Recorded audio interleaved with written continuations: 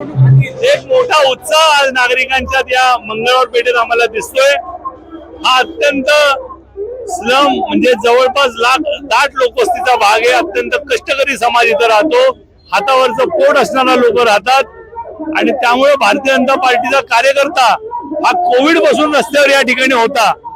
जरी प्रशासक होता तरी प्रशासक काळात सुद्धा भारतीय जनता पार्टीने अनेक कामं इतर नागरिकांची केली पुढे होऊन, आणि नागरिकांना ही जाणीव होऊन दिली नाही की प्रशासक राज्य आहे, आणि त्यामुळं एक चांगला प्रतिसाद या सगळ्या भागातल्या नागरिकांचा भारतीय जनता पार्टीच्या सगळ्या उमेदवारांना होतोय।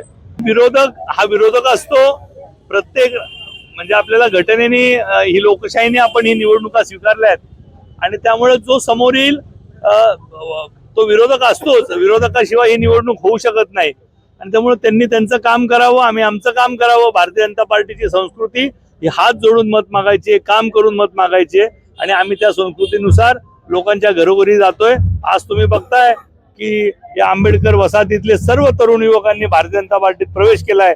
प्रफुल्ल देवकुळे असतील, सगळे माझे इथले कार्यकर्ते असतील, त्यांनी सगळ्यांनी भारतीय जनता पार्टीत प्रवेश केलाय, आणि खूप चांगलं वातावरण या मंगळवार पेठेत आज दिसतंय।